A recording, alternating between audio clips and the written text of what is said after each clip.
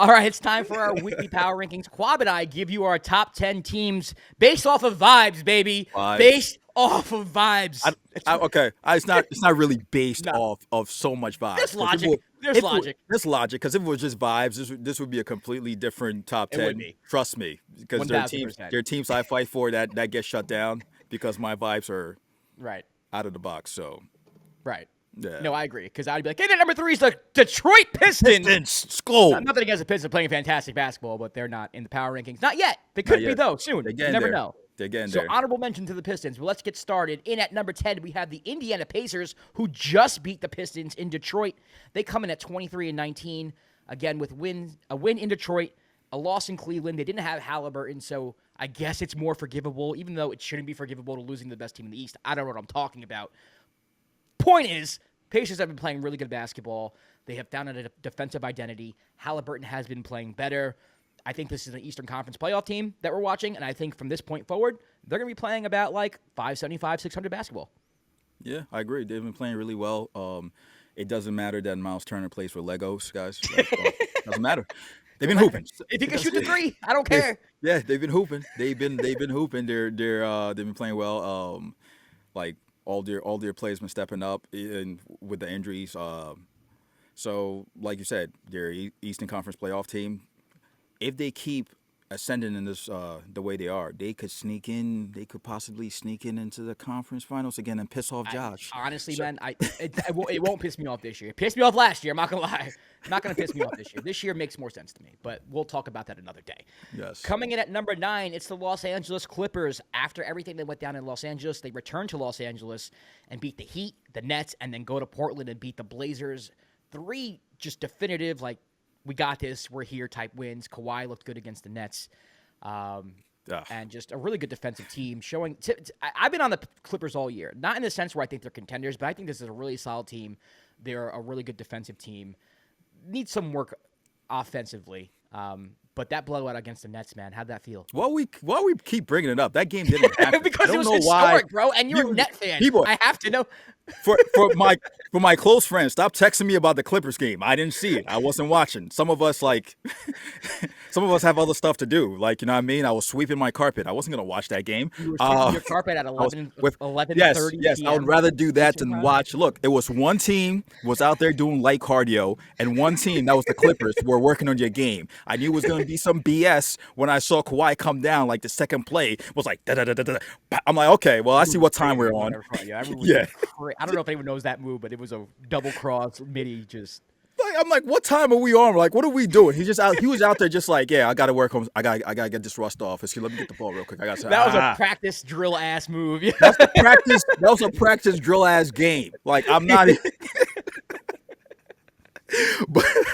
but shout out the Clippers though. Oh, I get it. Yeah. They killed good my defensive team, man. Who knows when Kawhi comes back? I appreciate the mid range, man. It's nice to see a team that actually shoots mid range jump shots. Yeah, and James Harden has been playing consistently well all year. Like, and somebody made the point, like he's never missed the playoffs in all his seasons. He's never missed the playoffs. So I mean, Clippers are really really playing well. So hopefully they keep going. And luckily, hopefully I don't have to see him again. I don't want to. The Nets fan, I don't want to see that. Cut it out. All right, coming in at number 8, it's the Milwaukee Bucks, 23-17, a 3-0 week. They beat the Kings, Magic, and Raptors all at home. Honestly, all 3 impressive victories. None of them that I watched, just based off of the score. So I don't want to give too much analysis. If I'm going to be honest with you, the last game I did see the Bucks play was when they got blown out by the Knicks. And for me, they're sitting right now at 23-17. They got off to a slow start to the season, so obviously they've been playing better as of late. A team I find kind of hard to trust, but whenever we leave them off, I'm like, this doesn't feel right. Like they're a top 10 team. They're just not playing like it right now. But coming off a 3-0 week, got to put them in there. Yeah, that's. I was really hoping my dark horse Magic team would beat them, so I could argue them back on the power rankings. But because of that, the Magic are out. But man, go Bucks. I think the Bucks look like they're getting healthy. Hopefully Middleton gets completely healthy by the time the playoffs come around. We all saw what they were able to do during the NBA Cup, and it felt like that's the team. That's the team. That's like the dangerous team. And I don't know if many teams want to face them in a 7-game series. Like when they're focused and they're like they're determined. Because the ceiling's there. The ceiling's like, they could beat almost anybody. Exactly, because you still have Giannis, you still have Dame, and you have Middleton, and they have pieces around. So they could still make a run in the East, and make sure like Thanasis is there, like just for the vibes. That's what's gonna propel the team to victory. I agree, 100%. Courtside seats for Thanasis all year round. Facts. Or sign him on the team. Give him a 2. All right, coming in at number 7, it's the New York Knicks, 27-16. They beat Philadelphia in overtime in Philadelphia. Then they come home and lose to the Minnesota Timberwolves at home. Both games without Cat. I don't want to get too deep into talking about this team when they're missing Cat, which is, it is what it is. You went 1-1. I don't know this team. Team inconsistent strikes again. Team inconsistent. It just strikes again, baby. It is what it is, man. Yeah, it's just. Guys, you see what you're doing, Knicks? You see what you're doing to him? Look at him right now. Look at how dejected he's like. Man. Hey man, look, they still have time to maybe make some moves on the edges. Get the chemistry right. Anything can happen. They still have a lot of talent. Who knows? But I mean, I take solace in the fact that the Dallas Mavericks and Indiana Pacers last year both made the conference finals and were like where the Knicks are or worse last year. So, that's holding on a little bit of hope, just a little bit of hope. So anything can happen, but hey, it doesn't affect me. So let's move on. There was like no Nick analysis there. Whatever. Who cares? We've given enough Nick analysis. Coming in at number 6, dropping a spot, it's the Memphis Grizzlies at 27-15. They did beat the Spurs twice, even once without Ja Morant. They lost at Houston, which had some red flags to me. Very sloppy game. Lost the lead. Ja was a little sloppy. I'm kind of losing faith in this team, even though I do think they have a higher ceiling than people think. Maybe it's just a couple bad weeks of basketball or decent weeks of basketball. They're 500 in this month. So right now, they're playing okay. But I think 6 feels right. Yeah. I watched the game last night against the Spurs, and it was a close game back and forth. Santi! Yeah, and then the third quarter, they just dog walked the Spurs. Like, it was ridiculous, and that's because of the pace they play. They play extremely fast throughout the whole course of the game. It feels like when they match up against a team that plays similarly as fast as them, like they have a little bit of trouble. Like when they faced the Rockets, and the Rockets kept turning them over, and it was just a whole sloppy game. But when we talk about the Grizzlies, we talk about they're very deep. They still have a lot of good players that are injured.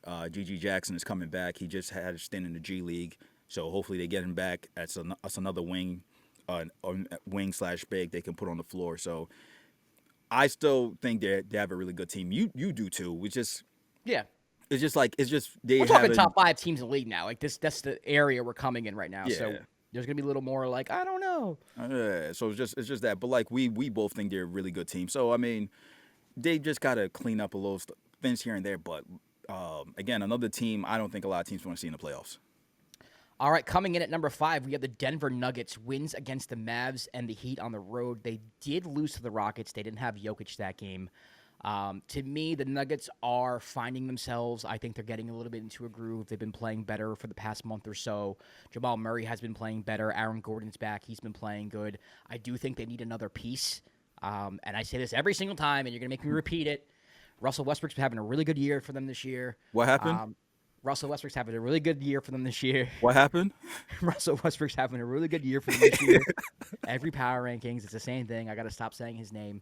But just for the past couple, like yesterday against the Heat, like it's just they seem like that team that like was cohesive and just knew what each other was thinking and like just worked like a glove. And that's the Nuggets that I'm used to. Again, they did catch an L to the Rockets without Jokic. I don't want to punish them too much for that. In fact, they moved up in the rankings because I think they're starting to be the Nuggets team that people thought they were last year, which was the best team in the league. Even though I don't think they're the best team in the league. I think they're coming closer to that version. Yeah, I mean, Jokic is ridiculous, and he's insane, bro. He's insane, bro. Like it doesn't make like some of the stuff he does. I'm just like that pass to Aaron Gordon. Oh, that was clean. That was so.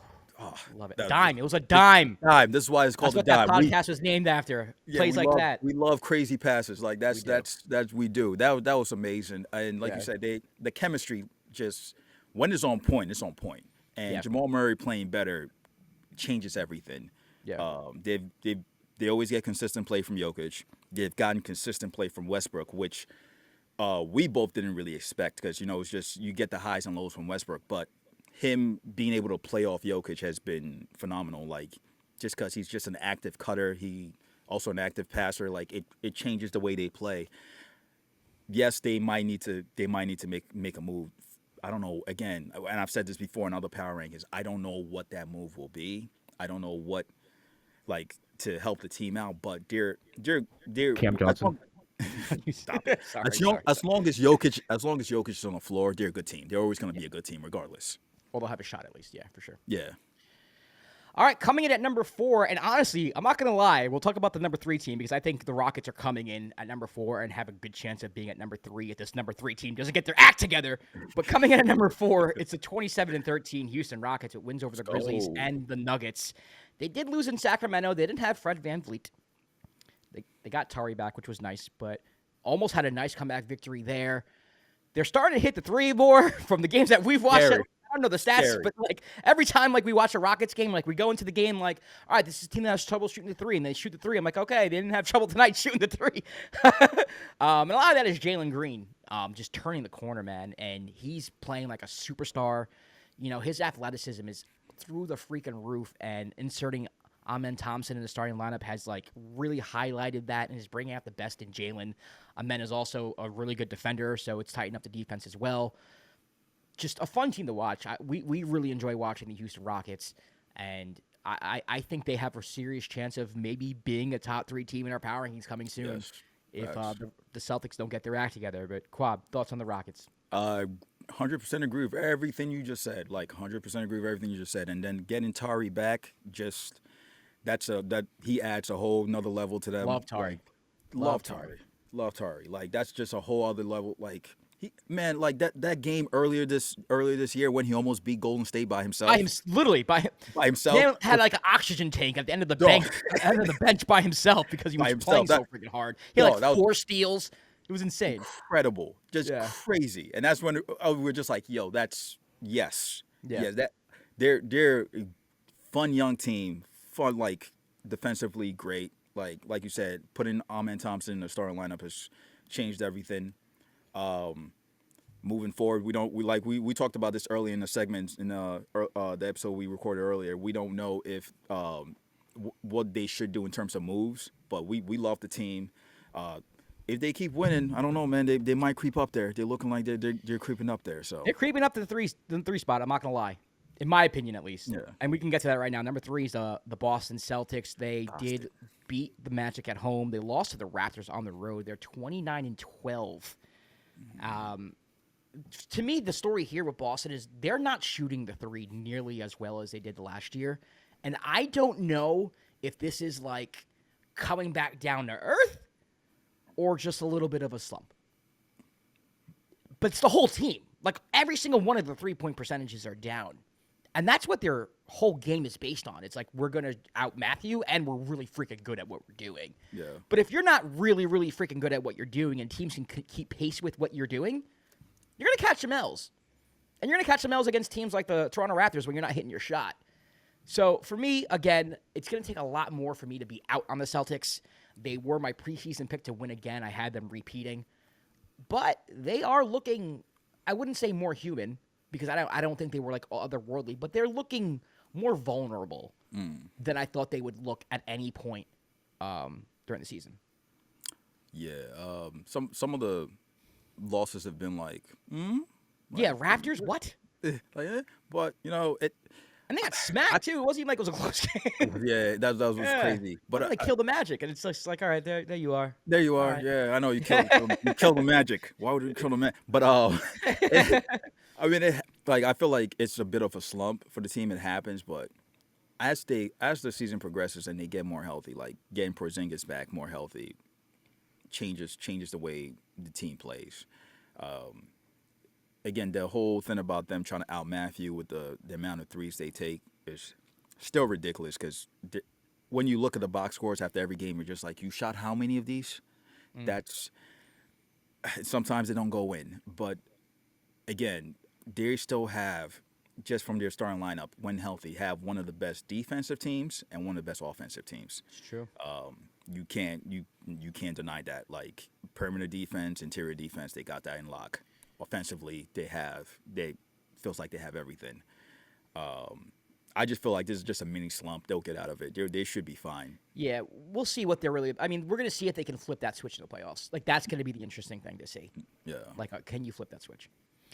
All right, coming in at number 2, dropping a spot. Oh, my goodness. Uh-oh. It's the Cleveland Cavaliers at 34-6. They beat the Pacers in Indiana, but they lost to the Thunder decisively. And when you're holding the championship belt and the number 1 contender beats you, you relinquish that belt. Yeah, man. You relinquish that belt. Yeah, I got nothing bad to say about the Cavaliers. It just the Thunder caught them.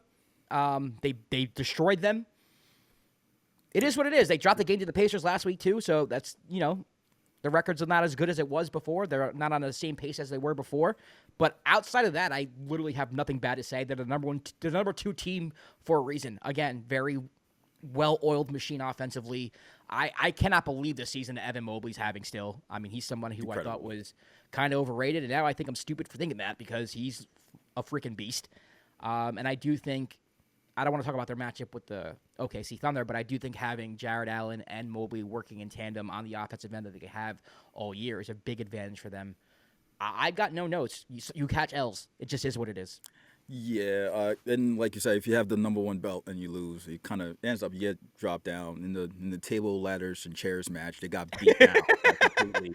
I think that factors into this, just because like if it was a close game and they lost in a close game, we would have been debating if we should There would have been a debate, but it's that's also what I'm saying. like, Would have been debated. If you lose that match, to me, it's like you got to give the belt up.